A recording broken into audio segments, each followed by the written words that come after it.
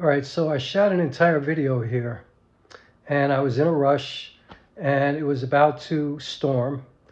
Allegedly, it actually never happened, but I decided to shoot at f8. But since I was in a rush, I forgot to set my focus.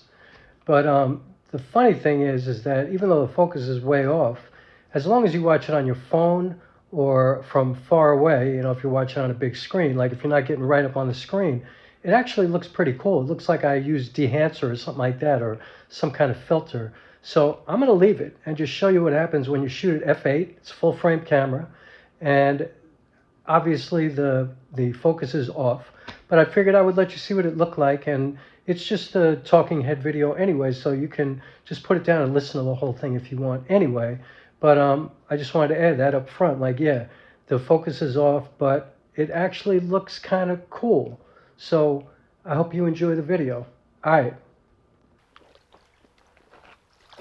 Man, I have gone from being obsessed with anamorphic to shooting 4x3, and that's because I'm testing, because I'm working on a documentary and I'm thinking of shooting in, delivering it in 4x3, but I'm not sure yet. And actually, I think I kind of blew that already, because I already shot one event that's going to be part of this documentary, and I shot it in regular 16:9. So anyway, I love playing with aspect ratio. Dear Diary, today I want to talk about preparation. I think preparation is probably the Bible of my life, like the blueprint of how I live every single day. Every day that I exist is about preparation, is about ritual, is about creative practice, my life practice, what I do every day. I have certain things that I have to accomplish every single day in order for me to feel like I'm being productive.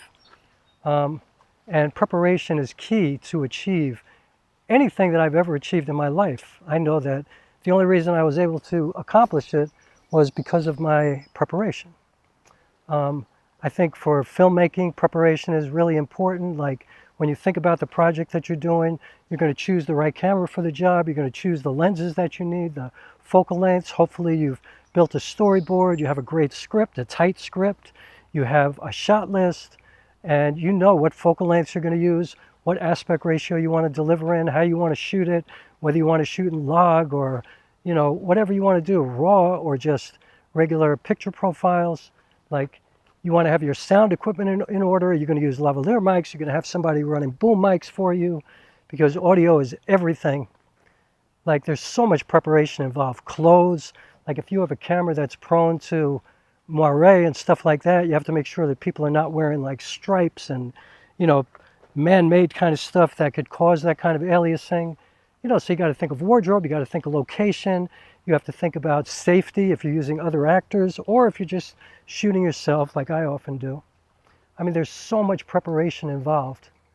Man, it's so beautiful out here, and the shot's getting totally ruined because the sun is just blazing on my head right now, but now it's going away. Anyway, preparation, preparation is also your nutrition, how you take care of your body, your exercise, your health, your well-being, your mental health, your rest, your spiritual self. Are you having balance in your life, or are you just burning yourself out, just like grinding yourself down to nothing? You can't do that. You have to be prepared for obstacles. You have to be prepared for difficult times, for challenges, things that you might have to overcome that you didn't prepare for, that you didn't plan for. Things just might happen that you have to be strong enough to overcome, because, like in the case of filmmaking, solving problems is what filmmaking is. It's all about figuring things out, solving problems, making things work, because the world, you can't control what happens around you in the world. You have to control what you can control, and then you have to be open for the rest of it, and you have to prepare yourself as best you can to be able to move about the cabin, and be your best self, your strongest self, your most capable self, regardless of the situation. No matter what the universe brings your way, and no matter what kind of situation you find yourself in, you want to be able to do your best, in the confines of that situation. You know, it might not wind up being exactly what you planned on, might not be exactly what you want, but it's the best that you could do under the circumstances. And the only way to do that is to make sure that you eat well, you hydrate, you get enough rest, you have your mind clear, you don't get yourself involved with all kinds of bullshit in your life where your brain is so caught up with things that don't matter that you can't even focus. You can't just calm down. You know, you can't center yourself. You can't do anything because your head is exploding all the time. Stress will kill you. Stress will detangle everything that you've put together. I shouldn't say detangle. Will tangle everything that you put together that you need to be under your control, and then you have to detangle the whole thing, and it's a waste of time. You got to be prepared.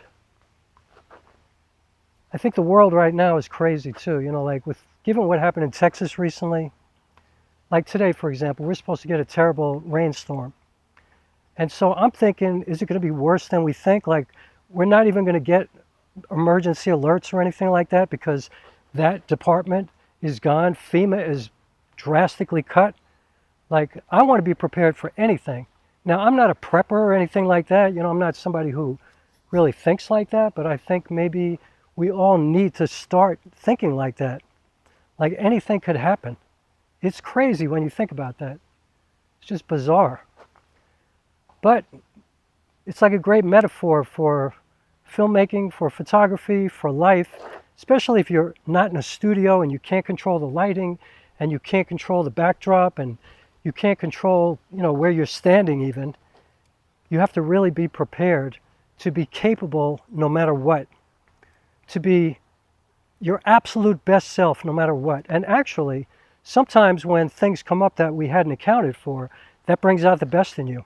Because I think people are not always willing to take real risks, to really get out there and get out of their comfort zone and try something that they're perhaps not used to. And so sometimes when something kind of takes you off your balance a little bit, you don't know where you are and where you're standing and what's going on, you're forced to do things that you never thought you could do before. And then when you accomplish something under those kind of circumstances, think about what happens to you. Then your belief system starts to explode and you start to feel like, damn, if I could do that, maybe I could do this.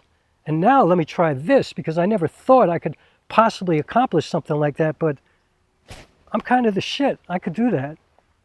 So I think preparation is everything. You know, that's why I have like a little thing in my car that checks the pressure of my tires, and if they're low, it can actually pump up the air into my tires, like even if I'm in the middle of nowhere, so I don't have to like find a station that has air, and then if I don't have change, I can't even use the air. Like I think that's one of the greatest things that I own. It saved my life a couple of times. It was like up in the middle of some middle of nowhere mountain kind of place. Or, you know, even if you're like stuck in the middle of the city and you can't possibly leave your car there because it's going to get stolen or every part is going to be ripped off of, of it if you leave it there. And so it's good to have stuff like that. It's good to have your cell phone always charged. Don't leave yourself with 2% because you never know when you're going to need to communicate with somebody. You know, and I'm not even a fan of being able to access people 24 hours a day. But since we live in this world of cell phones, there is certain technology that it is a good idea to take advantage of it. And so I think if you have a smartphone or a cell phone, it's a good idea to keep it charged all the time. Keep your laptop charged all the time. Carry it with you. Get a light laptop, especially if you're a writer and all of a sudden you get inspiration. You could stop anywhere and then get yourself a portable charger too.